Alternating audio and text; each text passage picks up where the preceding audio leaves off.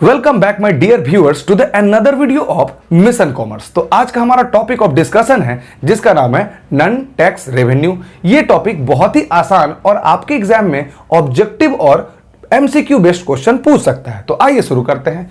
अब non tax revenue को start करने से पहले मैं इसे जरा लिंक अप कर देता हूं। इधर देखिए, गवर्नमेंट बजट के दो कंपोनेंट थे, एक का नाम रेवेन्यू बजट और दूसरे का नाम एक्सपेंडिचर बजट।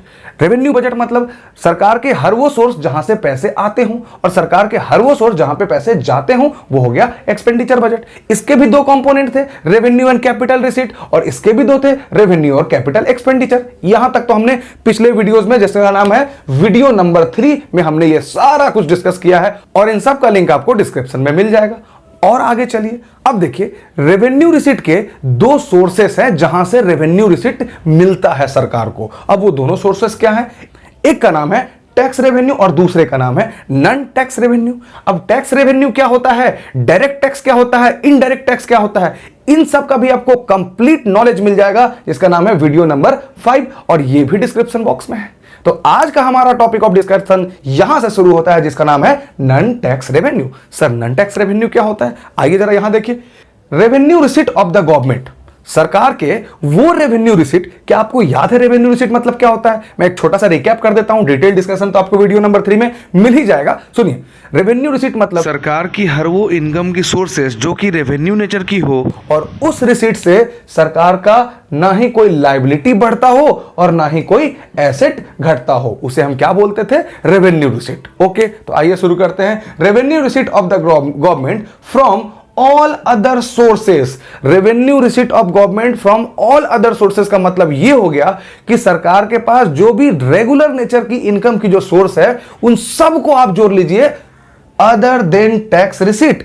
टैक्स रिसीट को छोड़ने के बाद जितने सारे रेवेन्यू नेचर के, रेगुलर नेचर के सरकार के इनकम के सोर्स थे, उन्हें आप इकट्ठा कर लो और उसी को हम क्या बोलेंगे? Non tax revenue.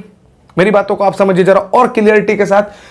Direct tax और इनडायरेक्ट टैक्स मतलब पूरा टैक्स रेवेन्यू को छोड़ने के बाद जो भी रेवेन्यू, छोटे मोटे रिसिप्ट होंगे सरकार के, उन सब को आप एक जगह रखोगे और उसका नाम क्या दोगे? Non tax revenue. अब देखिए, टैक्स को कलेक्ट करके सरकार रेवेन्यू रिसीट लाती थी, ओके, उसको छोड़िए, और उसके बाद जितने सारे इनकम के सोर्स हैं सबको रख दीजिए कहां? नॉन टैक्स रेवेन्यू में। आशा करते हैं आप नॉन टैक्स रेवेन्यू को समझ गए होंगे और एग्जांपल से ये चीज और क्लियर होगी। तो आइए अब इसके एग्जांपल्स को शुरू करते हैं। तो नॉन टैक्स रेवेन्यू का पहला एग्जांपल आपके सामने लिखा हुआ है, interest receive by the government. अब देखिए, इंटरेस्ट रिसीव कब होगा पहले ये बताइए। जब आप किसी को लोन दिए होंगे तभी तो आपको इंटरेस्ट मिलेगा। जब आप किसी से लोन लेते हैं तब आप उन्हें इंटरेस्ट देते हैं, लेकिन जब आप किसी को लोन दिए होंगे तब आपको इंटरेस्ट मिलेगा। तो देखिए, जब सरकार किसी दूसरे को लोन देती है, अब ये दूसरा कौन हो सकता है? स्टेट गवर्नमेंट हो सकता है, आउटसाइड कंट्री, फॉरेन कंट्रीज को हो सकता है। जहां भी लोन देगी सरकार और वहां से जो इनकम आएगा, इंटरेस्ट इनकम आएगा, वो एक तरीके का नॉन टैक्स रेवेन्यू होगा। किसके लिए? सरकार के लिए। बिल्कुल, क्योंकि इंटरेस्ट मिलना तो किसी तरह का टैक्स रेवेन्यू नहीं है सरकार की, और इस इंटरेस्ट के मिलने से सरकार का ना ही कोई एसेट बढ़ेगा और ना ही कोई लायबिलिटी बढ़ेगा, इसीलिए हम क्या बोलेंगे इसे? Non tax revenue. और बताइए सर। देखिए, बहुत सारी कंपनियां ऐसी होती हैं जिसमें सरकार की अपनी इन्वेस्टमेंट होती है, जिन्हें हम सरकारी कंपनियां भी बोलते हैं। एग्जाम्पल, इंडियन रेलवे हो गया, वेल हो गया, सेल हो गया। अब ये सारी कंपनियां जब प्रॉफिट कमाएगी तो प्रॉफिट किसे मिलेगा? सरकार को मिलेगा, और प्रॉफिट एक तरीके का नॉन टैक्स रेवेन्यू हो गया, क्योंकि ये अदर देन टैक्स है। और डिविडेंड भी मिलेगी, उसे भी हम क्या बोलेंगे? Non tax revenue. आप लोगों में से कुछ बच्चों को मालूम भी होगा, या बहुत सारे बच्चों को मालूम होगा डिविडेंड क्या होता है। जिन्हें नहीं मालूम होगा वो समझ लीजिए, जब आप किसी कंपनी के शेयर्स को परचेज करते हैं और वो कंपनी जब प्रॉफिट अर्न करेगी, तो जो आपको प्रॉफिट देगी, उस प्रॉफिट को देने के प्रोसेस को हम लोग क्या बोलेंगे? डिविडेंड बोलेंगे। मिलेगा आपको प्रॉफिट ही, लेकिन आप शेयर होल्ड करते हैं तो उसे एक स्पेशल नाम बोला जाता है जिसका नाम है डिविडेंड। है ये दोनों एक ही चीज। तो जब भी आपको प्रॉफिट मिलेगा, डिविडेंड मिलेगा, तो एक तरह का नॉन टैक्स रेवेन्यू है सरकार के लिए। नेक्स्ट देखिए, लाइसेंस फी। आप जब भी 2 व्हीलर 4 व्हीलर ड्राइव करते हैं रोड पे, तो आपके पास एक कंपलसरी डॉक्यूमेंट होना चाहिए जिसका नाम है DL, ड्राइवरी लाइसेंस। तो जब भी आप ड्राइवरी लाइसेंस के लिए अप्लाई करते हो तो उसके लिए भी सरकार को कुछ फीस देना होता है जिसका नाम है लाइसेंस फी। तो लाइसेंस फी भी सरकार के लिए क्या है? एक तरह का नॉन टैक्स रेवेन्यू है।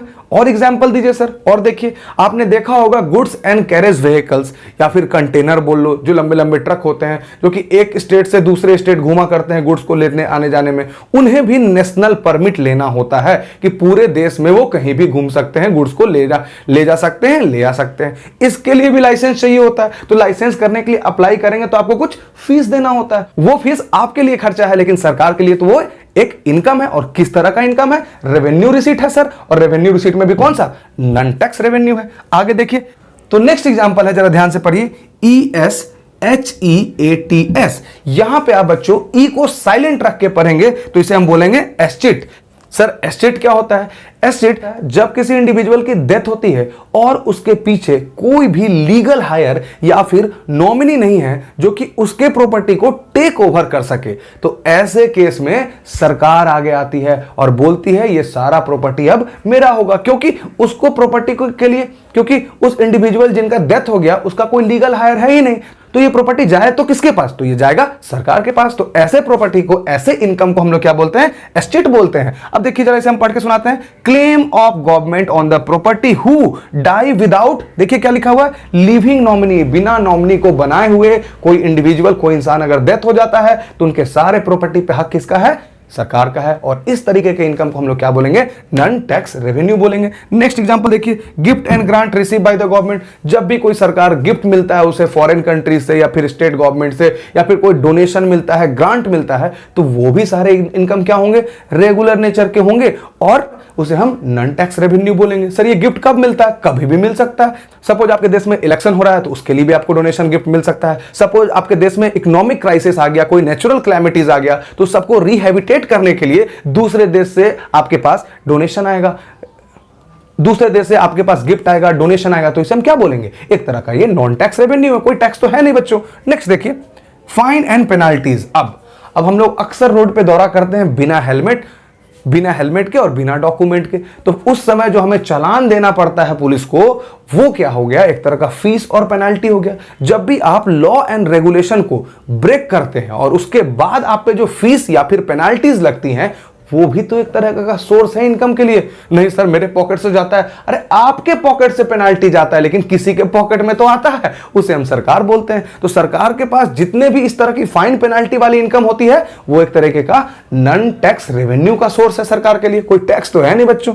नेक्स्ट देखिए, तो अब नेक्स्ट है हमारा फॉरफीचर। फॉरफीचर मतलब क्या होता है? फॉरफीचर मतलब होता है कि सरकार जब आपके प्रॉपर्टी को जब्त कर ले, हथिया ले, रख ले। अब इसका कारण बहुत सारा हो सकता है। आप जरूर जो सरकार के बीच में जो कॉन्ट्रैक्ट होगा उसको आप ब्रिज किए होंगे, या कुछ भी कारण जिससे कि सरकार आपके प्रॉपर्टी को, आपकी इनकम को हथिया ली। तो ऐसे भी इनकम जो सरकार के लिए होंगे उसे हम क्या बोलेंगे? नॉन टैक्स रेवेन्यू बोलेंगे। This is all about non tax revenue and it's examples. अब मिलते हैं बच्चों आपसे अगले वीडियो में, जिसमें हम डिस्कस करेंगे बजट के टाइप कितने होते हैं, बजटरी डेफिसिट कितने टाइप के होते हैं, उनके भी कितने प्रकार होते हैं, everything. Thank you so much my dear student.